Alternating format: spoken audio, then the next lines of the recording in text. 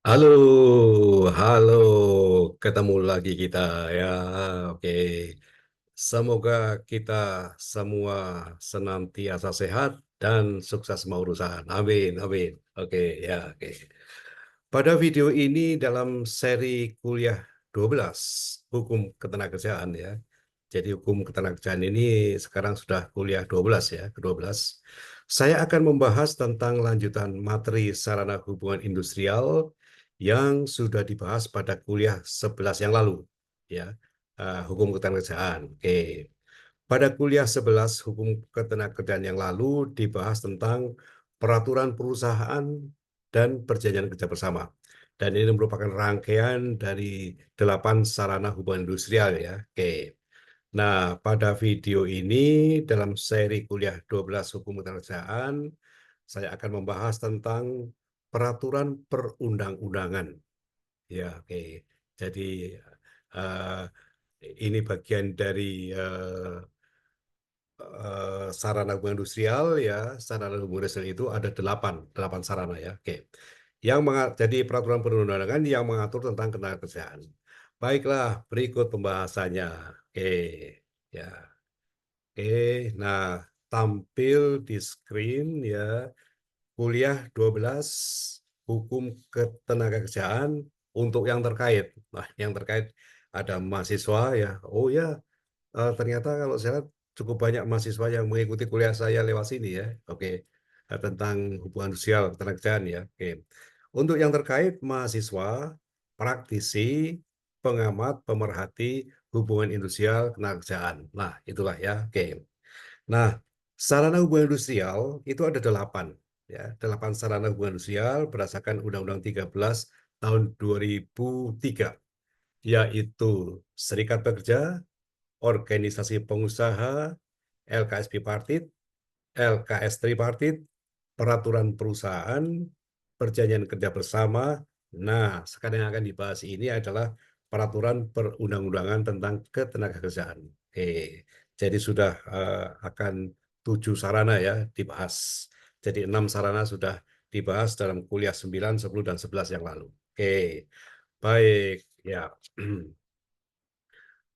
eh, Video yang sedang ditonton ini merupakan bagian dari koleksi video-video lainnya dengan berbagai topik bahasan tentang hubungan industrial, ya, industrial.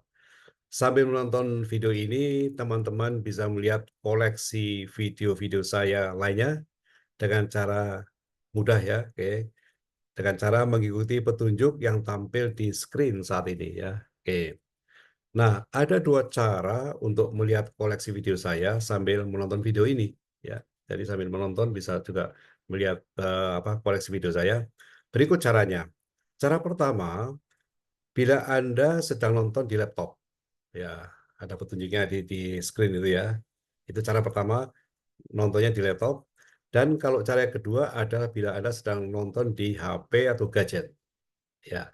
Silakan ikuti petunjuknya ya. Saya kira cukup jelas begitu. Oke.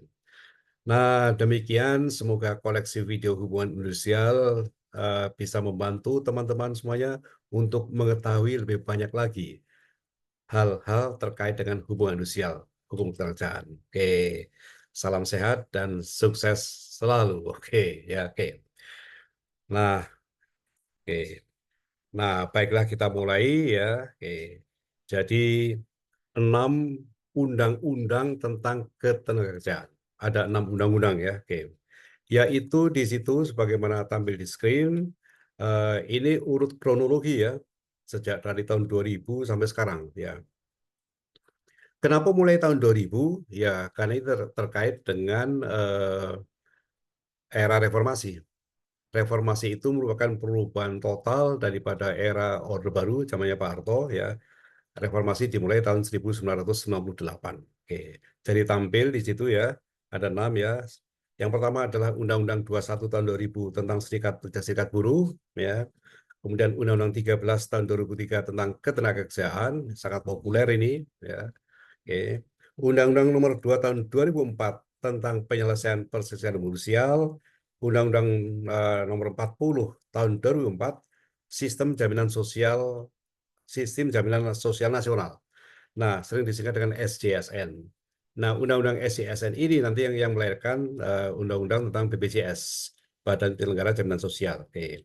Memang setelah itu ya diikuti dengan Undang-Undang Nomor 24 tahun 2011 tentang Badan Penyelenggara Jaminan Sosial. Nah, kemudian topnya adalah yang sekarang ini berlaku ya, yaitu Undang-Undang Nomor 6 tahun 2023. Secara mudahnya saja saya tulis saja tentang cipta kerja lah ya. Meskipun ini melalui Perpu Nomor 2 tahun 2002 ya, gitu daripada ribet-ribet ke. Pokoknya ya memang cipta kerja lah gitu ya. Oke. Jadi Undang-Undang Nomor 6 tahun 2023 tentang cipta kerja yang berlaku sekarang. Ada 6 total semuanya. Oke. Nah, sekarang kita mulai satu persatu. Ya, oke, satu persatu. Undang-Undang Nomor 21 Tahun 2000 tentang Serikat Pekerja Serikat Buruh. Nah, adanya Undang-Undang Nomor 21 Tahun 2000 ini ada kaitannya dengan Konvensi ILO Nomor 87 Tahun 1948 tentang kebebasan berserikat dan perlindungan atas hak berorganisasi. Ya, oke.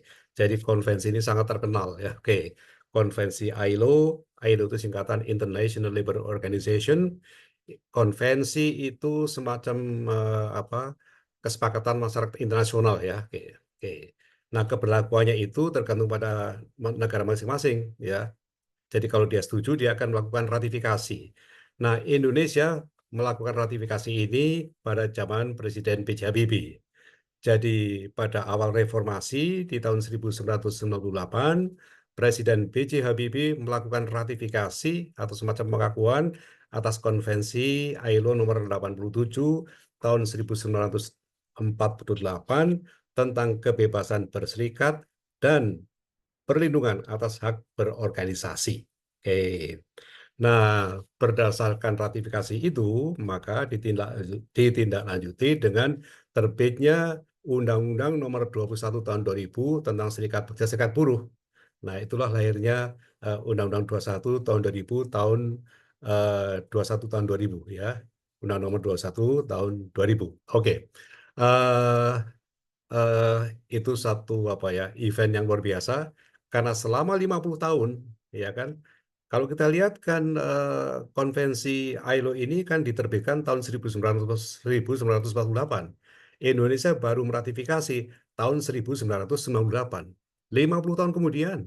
Bayangkan. Oke, baik ya, cukup jelas ya. Itulah lahirnya Undang-Undang Nomor 21 Tahun 2000 tentang Serikat Pekerja, Serikat Buruh. Oke. Nah, di sini ada 5 hal penting ya, yang merupakan pokok-pokok dasar dari eh, Undang-Undang Serikat Pekerja Serikat Buruh ya. 1, 2, 3, 4, 5 bisa dibaca di situ ya, bahwa hak menjadi anggota Serikat Pekerja Serikat Buruh merupakan hak asasi, hak yang mendasar pekerja buruh yang telah dijamin dalam pasal 28 Undang-Undang Dasar 1945. Nah, memang undang-undang itu turunannya atau dasar hukumnya adalah dari Undang-Undang Dasar ya, Undang-Undang Dasar 1945. Untuk mewujudkan hal tersebut, kepada setiap pekerja buruh harus diberikan kesempatan seluas-luasnya mendirikan dan menjadi anggota Serikat Pekerja Serikat Buruh. Memang di sini terjadi perubahan drastis. Yang tadinya pada zaman Pak Harto Serikat Pekerja hanya satu, dan itu pun diarahkan oleh pemerintah Orde Baru. Nah, dengan adanya atau lahirnya Undang-Undang 21 2000, maka wah bebas mendirikan serikat pekerja. Dan mendirikan serikat pekerja sangat mudah. Cukup dengan minimal 10 orang, dan kemudian serikat pekerja itu didaftarkan ke instansi pekerjaan, mendapatkan nomor register untuk menyatakan bahwa serikat pekerja ini bukan serikat pekerja liar, tapi serikat pekerja yang terdaftar di instansi pekerjaan. Nah, itu 2 ya. Nah, jadi kalau akan mengubah PP menjadi PKB, ditambah satu syarat lagi. Syaratnya adalah perubahan peraturan perusahaan menjadi PKB harus didukung oleh 50% plus 1 dari jumlah pekerja di perusahaan itu. Nah, itu kalau mau jadi perubahan menjadi PKB. Tapi bisa juga membentuk serikat pekerja tidak harus diikuti dengan membuat PKB, tidak. Karena cukup banyak perusahaan ya yang punya satu serikat pekerja, 2 SP, 3 SP dan sebagainya yang tetap nyaman dengan peraturan perusahaan. Oke, ya. Ya, jadi syarat utama adalah tadi Untuk membentuk serikat pekerja muda, cukup 10 orang minimal, dan tentunya membuat anggaran dasar dan anggaran rumah tangga, dan ini diserahkan kepada Disnaker setempat. Oke, baik. Nah, serikat pekerja yang memang tujuannya tidak lain tidak bukan untuk memperjuangkan, melindungi, dan membela kepentingan dan meningkatkan kesejahteraan untuk kebaikan ya. Jadi karena kalau satu persatu memperjuangkan kan tidak dianggap lah. Ya namanya juga satu persatu gitu. Tapi kalau itu adalah suara dari serikat pekerja, apalagi serikat pekerja itu lebih daripada 50% begitu jumlahnya, wah pasti akan diperhatikan oleh perusahaan ya. Saya kira itu wajar seperti itu. Oke. Nah, tentunya ketika memperjuangkan katakanlah perbaikan itu juga tidak nekat asal ngawur, asal main keras dan sebagainya, tapi juga harus bertanggung jawab untuk menjamin kepentingan yang lebih luas, kepentingan bangsa dan negara. Jadi harus mempertimbangkan itu. Karena bagaimanapun perusahaan itu, tempat serikat pekerja berada, itu juga berkepentingan harus dilindungi.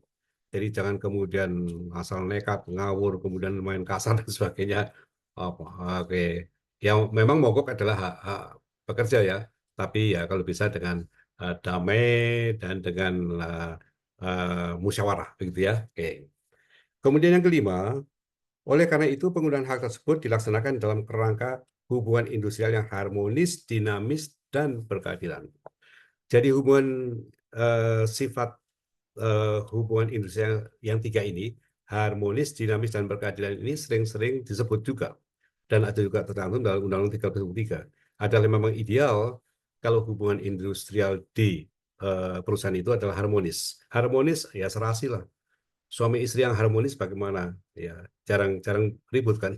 Oh iya kan, jarang ribut, harmonis ya, harmonis kemana sama-sama dan sebagainya. Tidak juga enak. Nah, kemudian dinamis. Dinamis itu artinya juga si pekerja tidak nurut saja, tapi juga ada dinamika, memberikan masukan dan sebagainya yang positif. Itu juga suatu dinamika dari sikap pekerja memberikan masukan kepada pengusaha dan berkeadilan. Berkeadilan artinya jangan memenang sendiri, harus yang adil. Nah, itulah tiga kata yang menjadi dasar untuk suatu hubungan industrial yang ideal, yang harmonis, dinamis, dan berkeadilan.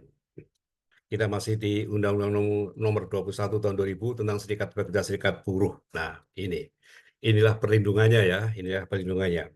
Siapapun dilarang menghalang-halangi atau memaksa pekerja garis miring buruh untuk membentuk atau tidak membentuk, menjadi pengurus atau tidak menjadi pengurus, menjadi anggota atau tidak menjadi anggota, dan atau menjalankan atau tidak menjalankan kegiatan serikat pekerja serikat buruh dengan cara. Nah, caranya adalah A, B, C, D di bawah itu. Ya, jadi tadi tidak boleh melarang, tidak boleh menghalang-halangi, tidak boleh tentang kegiatan serikat pekerja pokoknya tercantum di atas, dan kemudian caranya adalah di bawah, melakukan PHK, memberhentikan sementara dan sebagainya. Jadi sangat dilindungi ya. Jadi jangan main-main ya, jangan main-main. Ya, ini adalah bahwa serikat pekerja, serikat buruh adalah suatu organisasi yang sangat dilindungi oleh undang-undang, baik oleh undang-undang dalam negeri maupun oleh konvensi internasional. Konvensi ILO nomor 87 tahun 1948. ILO singkatan International Labour Organization. Salah satu badan PBB ya. Baik, oke. Demikianlah serikat pekerja serikat buruh ya, yang diatur dalam Undang-Undang 21 tahun 2000. Baik, kita lanjutkan pada undang-undang yang kedua adalah Undang-Undang Nomor 13 Tahun 2003. Ya, undang-undang ini diundangkan pada bulan Maret tahun 2003. Jadi sekarang sudah lebih dari 21 tahun. Oke, ya. Oke. Nah, pada masa tahun ya tampil ya sudah di screen ada di situ ya. Pada masa tahun 2003 sebelum terbitnya undang-undang ini ya. Jadi sebelum ini adalah undang-undang yang pertama yang mengatur khusus tentang ketenagakerjaan. Nah, lalu pertanyaannya, sebelumnya masalah ketenagakerjaan diatur di mana? Diatur dalam cara berserakan. Ada yang diatur dalam peraturan Menteri Tenaga Kerja, dalam keputusan Menteri Tenaga Kerja, dan bahkan juga masih ada aturan-aturan yang berasal dari Belanda. Nah, di bawah ini di sini ya, kelihatan ya. Eh, jadi bahkan masih juga ada beberapa peraturan yang diatur dalam beberapa peraturan perundang-undangan tentang ketenagakerjaan yang merupakan produk kolonial Belanda. Ini kondisi pada sebelum terbitnya Undang-Undang 13 tahun 2003, bulan Maret 2003 itu. Ada 3 di sini contohnya ya. Ordonansi tentang pengerahan orang Indonesia untuk melakukan pekerjaan di luar Indonesia. Bayangkan, ini ada ditulis dalam Stadblad. Stadblad itu semacam peraturan pemerintah lah. Stadblad tahun 1897. Bayangkan, berapa ratus tahun itu? 1887 sampai dengan 2003. Ya, waduh. Ya, memang saatnya waktu itu betul momentumnya sangat bagus ya. Oke. Jadi di sini adalah betul-betul merupakan pembaharuan ya. Oke. Jadi di sebelah kanan ya, catatan saya di situ, sungguh Undang-Undang 13 tahun 2003 merupakan undang-undang pertama yang lahir dan dapat dikatakan secara lengkap mengatur tentang ketenagakerjaan. Undang-Undang 13 tahun 2003 memuat 193 pasal. Nah, dan ini sangat sistematis juga isinya pada angka 2. Secara sistematis, Undang-Undang 13 tahun 2003 mengatur lengkap tentang awal hubungan kerja, selama dalam hubungan kerja, selama hubungan kerja itu normalnya bisa 30 tahun lebih ya kan. Kalau orang masuk katakanlah umur eh, katakanlah 30 tahun, kemudian pensiun umur 56 kan 26 tahun. Nah, kalau maksudnya umur 25 ya kan 25 tahun gitu kan. Kemudian pensiun usia 56 ya, itu sudah berapa? 30 tahunan ya gitu kan. Oke, baik. Jadi sistematis ya diatur di sini. Eh, Bagaimana awal hubungan kerja, kemudian selama hubungan kerja dan akhir hubungan kerja diatur ada di sini. Baik, itulah garis besar ya. Oke. Kita masih di Undang-Undang 13 tahun 2003. Di sebelah kanan tertulis Undang-Undang 13 tahun 2003 ini tentang ketenagakerjaan disahkan di Jakarta pada tanggal 25 Maret 2003 oleh Presiden waktu itu adalah Ibu Megawati Soekarno Putri. Nah, kalau dilihat sistematikanya sebelah kiri ya, ada 193 pasal. Dan itu sistematikanya ya dari 1 sampai 9. Ya, Anda bisa baca sendiri 1 sampai 9 dari pelatihan kerja itu kan berarti awal dari sebelum bekerja ya. Atau mungkin ya sambil bekerja tapi menyambil belajar juga ya. Dan kemudian bahkan melebar sampai adanya pengaturan tentang pengawasan ketenagakerjaan dan juga sanksi kalau melanggar. Oke. Nah, kalau bicara tentang muatan pada screen berikutnya, undang-undang ini antara lain itu berarti masih ada lain-lain, bukan cuma ini gitu kan. Memuat landasan, asas dan tujuan pembangunan ketenagakerjaan, perencanaan tenaga kerja dan informasi ketenagakerjaan. Jadi kalau Anda membaca ini semuanya nampak bahwa betul-betul dari awal, mulai dari awal ketika bekerja dan selama bekerja, dan ini lama ya, bisa sekitar 30 tahun ya, kita bisa katakan, dan kemudian bagaimana ketika proses selesai atau PHK dan sebagainya ya. Bahkan masa depannya juga ada juga di situ diatur. Baik ya, oke. Itu adalah Undang-Undang 13 tahun 2003. Nah, selanjutnya di sini tadi kan sampai angka 6 ya. Sekarang angka 7 di sini ya. Pada angka 8 misalnya lah ini, pada angka 8. Pembinaan kelembagaan dan sarana hubungan sosial. Disitulah disebutkan adanya 8 sarana hubungan sosial ya. Oke. Kemudian perlindungan bagi pekerja di angka 9 dan 10, angka 10 tidak kalah pentingnya juga. Perlu pengawasan. Ya, perlu pengawasan untuk diketahui bahwa ketika Indonesia merdeka itu tahun 1945 kan, Agustus ya, itu kemudian 2 tahun kemudian, yaitu tahun 1947, itu terbitlah tentang Undang-Undang Pengawasan Ketenagakerjaan. Jadi di awal sekalipun pemerintah sudah menyadari bahwa perlu adanya pengawasan. Jadi 2 tahun setelah proklamasi, ya, itu 2 tahun kemudian diprioritaskan Undang-Undang tentang pengawasan ketenagakerjaan itu sudah diundangkan 2 tahun kemudian, tahun 1949. Baik, itulah tentang Undang-Undang 13 tahun 2003 tentang ketenagakerjaan yang sekarang tidak utuh lagi, ya. Ya, karena adanya Undang-Undang Cipta Kerja, ya. Dan sebelum Undang-Undang Nomor 6 tahun 2023 itu sudah ada Undang-Undang Cipta Kerja, ya, Undang-Undang Nomor 11 tahun 2020, yang kemudian sekarang berubah menjadi Undang-Undang Nomor 6 tahun 2023. Oke, tapi jangan khawatir, tidak banyak kok, hanya sekitar 20%, kurang lebih ya, yang berubah. Selebihnya masih tetap sebagaimana diatur di dalam Undang-Undang 1343. Baik, nah, jadi tadi sudah ada Undang-Undang 21 2000, kemudian sekarang Undang-Undang 13 tahun 2003 tentang ketenagakerjaan. Nah, satu lagi, paket 98 saya sebutkan. Paket tahun 1998, karena ini merupakan tidak bisa dipisahkan dari perubahan dari pemerintah Orde Baru ke pemerintah reformasi yang dimulai tahun 1998. Ini adalah Undang-Undang Nomor 2 tahun 2004 tentang penyelesaian perselisihan hubungan sosial. Ya, oke. Baik, kita lanjutkan. Di screen tampil Undang-Undang Nomor 2 tahun 2004, ya. Ini adalah sarana hubungan sosial yang ketiga nih, ya. Oke, oke. Tentang penyelesaian perselisihan hubungan industrial. Penyelesaian perselisihan hubungan sosial, ya. Ini undang-undang yang ketiga, ya, dalam paket apa paket menuju ke reformasi, ya, paket reformasi tahun 1998. Jadi yang pertama adalah Undang-Undang 21 tahun 2000 tentang Serikat Pekerja, yang kedua adalah Undang-Undang 13 tahun 2003 tentang Undang-Undang Ketenagakerjaan, yang ketiga adalah Undang-Undang Nomor 2 tahun 2004 tentang penyelesaian perselisihan hubungan sosial. Ya, baik. Nah, di sini ditampilkan, ya, bahwa undang-undang ini merupakan undang-undang yang memperbaiki dan menyempurnakan tentang pengaturan mengenai penyelesaian perselisihan perburuhan. Dulu itu disebut seperti itu. Jadi ketenagakerjaan itu dulu disebut dengan perburuhan. Nah, ketika Indonesia merdeka tahun 1945, setelah itu ada juga sih ketentuan-ketentuan dari peraturan Menteri Perburuhan dan sebagainya, tapi topnya atau puncaknya waktu itu adalah lahirnya Undang-Undang Nomor 22 tahun 1957 tentang penyelesaian perselisihan perburuan.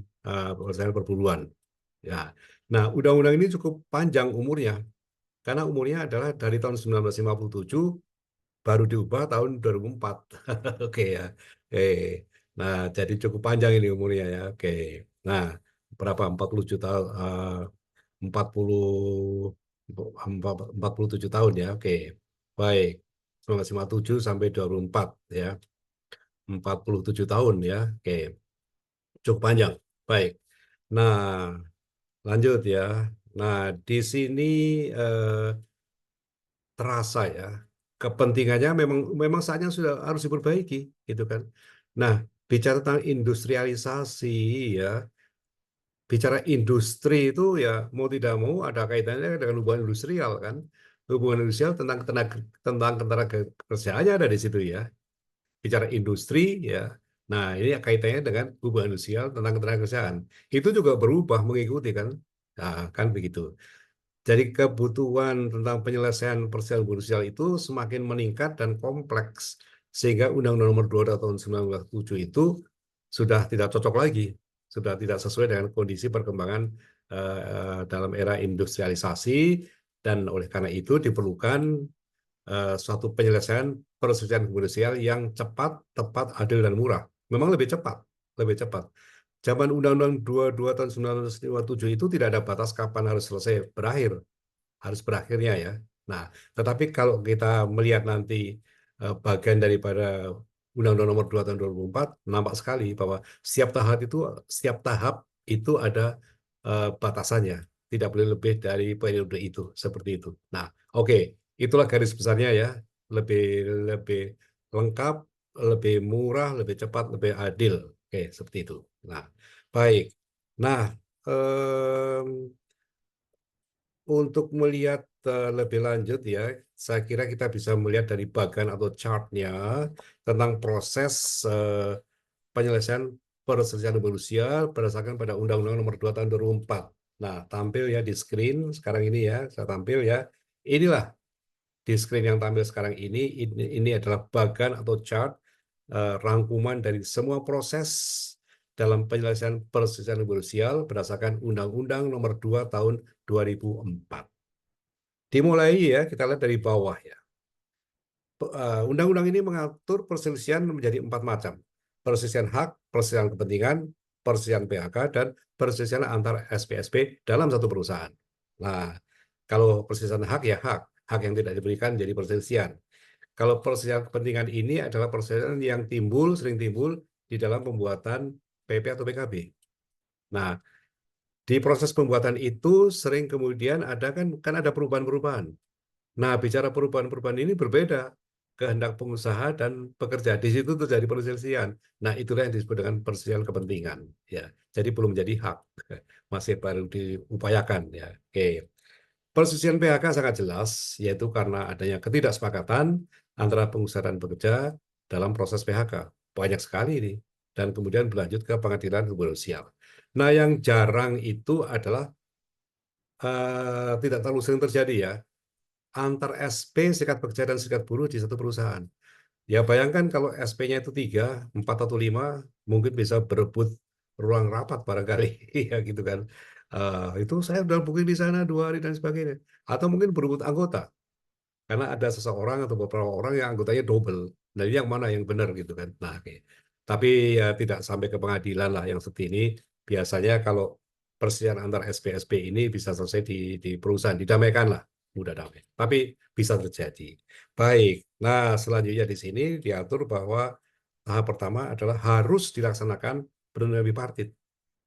Karena kunci atau apa ya, prosedur untuk bisa perkara itu diproses di pengadilan manusia harus melalui tahapan perundingan bipartit, ya, kemudian mediasi.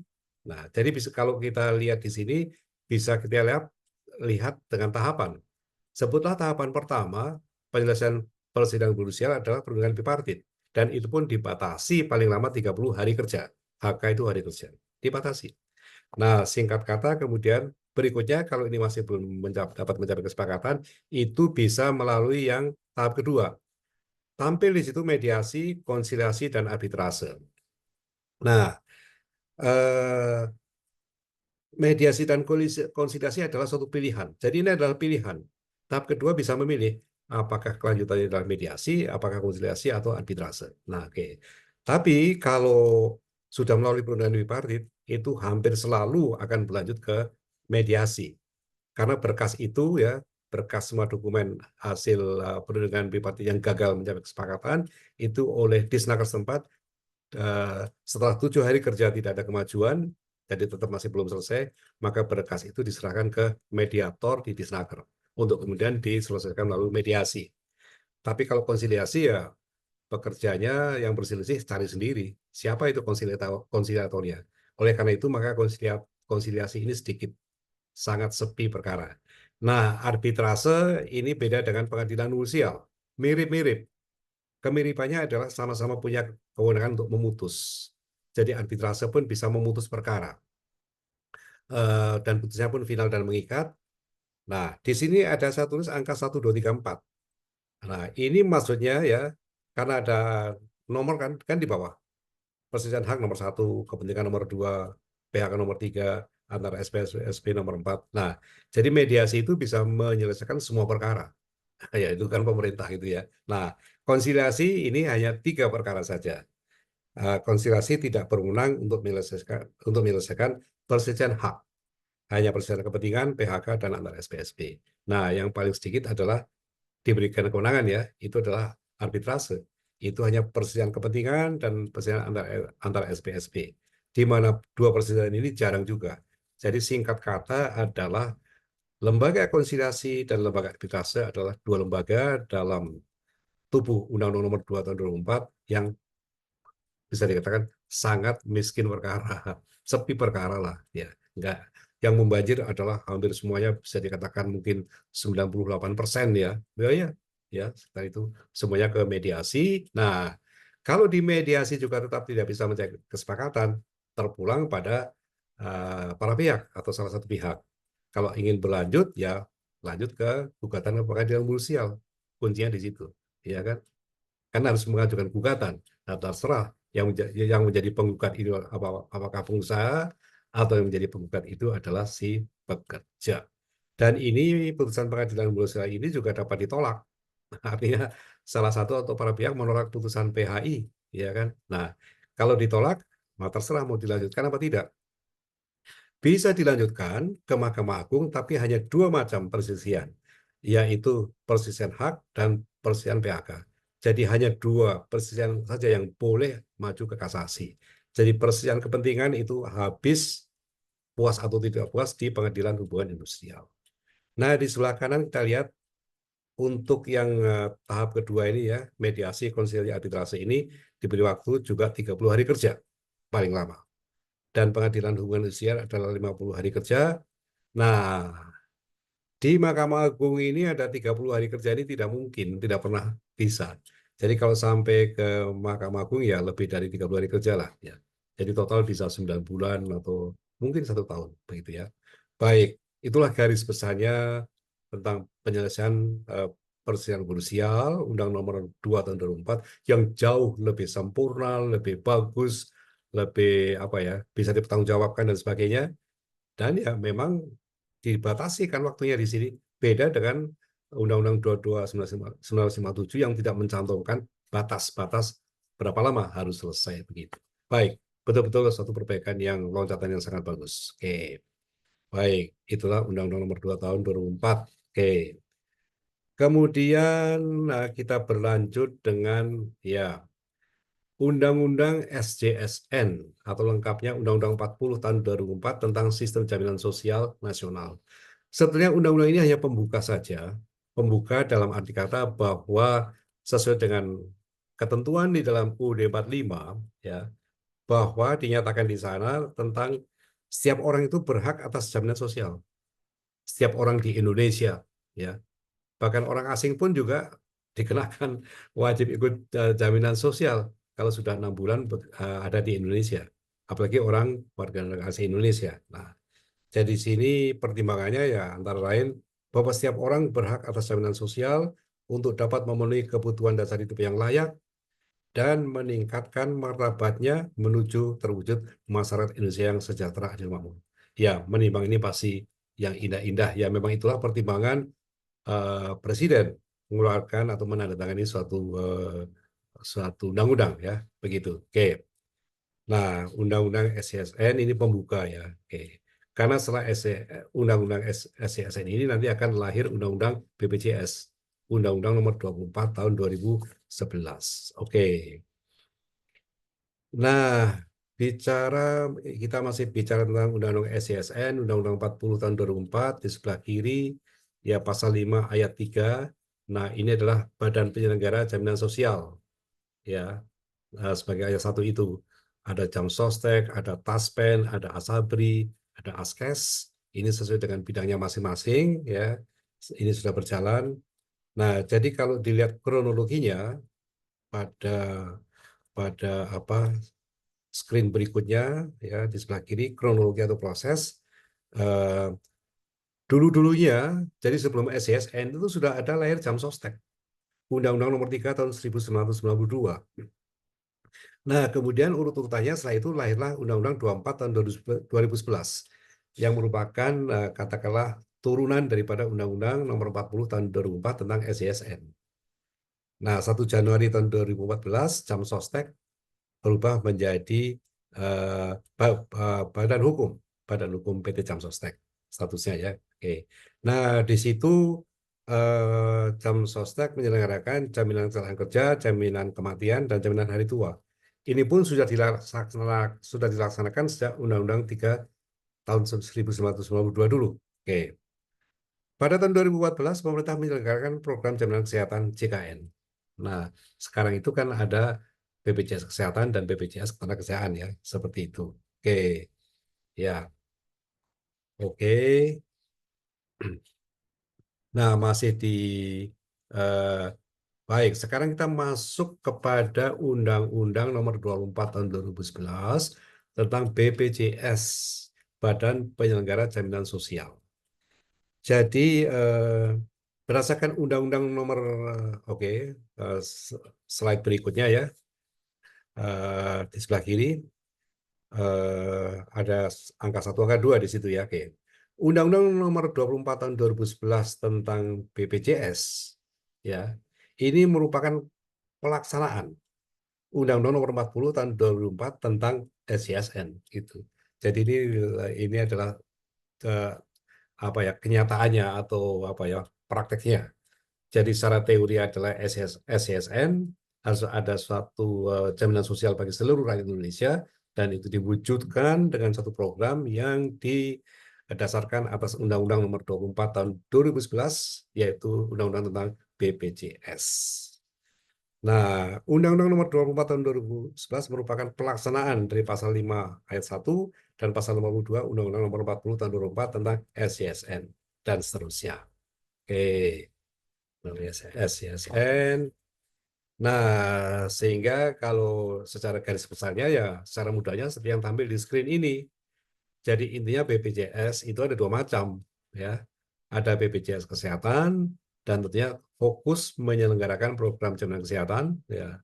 Itu satu badan sendiri. Nah, yang kedua adalah BPJS Ketenagakerjaan. BPJS Ketenagakerjaan ini menyangkut ada 5 macam jaminan. Yang jaminan sejak lama ada adalah 1, 2, 3. Saya singkat aja ya. JKK, JHT, dan JIP, jaminan kematian nomor 1, 2, dan 4 itu adalah jaminan yang sudah ada sejak zaman Jam Sostek dulu. Zaman tahun Undang-Undang nomor 3 tahun 1992 itu sudah ada 3. Ada JKK, jaminan kecelakaan kerja, JHT, jaminan hari tua, dan jaminan kematian. Yang baru menyusul adalah jaminan pensiun. Dan yang paling baru menyusul, paling mudah adalah jaminan kehilangan pekerjaan. Jadi total sampai dengan sekarang pelaksanaan BPJS Ketenagakerjaan itu adalah mencakup 5 jaminan. Ya, seperti tampil dalam screen itu. Baik. Nah, oke. Nggak terasa ya, sudah ada 5 macam undang-undang ini tampil. Ya, oke, baiklah. Sampai di sini pembahasan tentang 5 undang-undang, yaitu Undang-Undang 21 tahun 2000 tentang Serikat Pekerja, Undang-Undang 13 tahun 2003 tentang Ketenagakerjaan, Undang-Undang Nomor 2 tahun 2004 tentang penyelesaian perselisihan sosial, kemudian Undang-Undang Nomor 40 tahun 2004 tentang SJSN, Sistem Jaminan Sosial Nasional, dan Undang-Undang Nomor 24 tahun 2011 tentang BPJS, Badan Penyelenggara Jaminan Sosial. Nah, masih ada satu lagi, ya satu lagi ini kita tunda nanti pada kuliah yang ke-13 ketenagakerjaan, yaitu Undang-Undang Nomor 6 tahun 2023 tentang Cipta Kerja. Undang-undang ini memang cukup istimewa lain daripada yang lain. Karena undang-undang ini melibatkan Mahkamah Konstitusi, melibatkan sidang khusus DPR untuk menanggapi tentang Perpu nomor 2 tahun 2022. Oke ya, oke. Jadi khususlah undang-undang ini ya. Oke. Baiklah, semoga bermanfaat ya, memberikan gambaran tentang proses lahirnya undang-undang, garis besar isi masing-masing undang-undang yang merupakan jajaran undang-undang yang mengatur tentang ketenagakerjaan di Indonesia. Oke, ya seperti biasa ya pesan saya ya eh, semoga bermanfaat dan bagikan video ini kepada teman-teman. Kalau Anda orang kantoran, bagikan kepada atasan Anda, bagi teman yang selevel dengan Anda, dan mungkin bagikan juga kepada anak buah Anda di kantor. Oke, semoga bermanfaat. Sampai ketemu lagi pada video berikutnya ya. Oke, oke. Salam sehat, salam sukses, dan salam sejahtera. Ya, ya.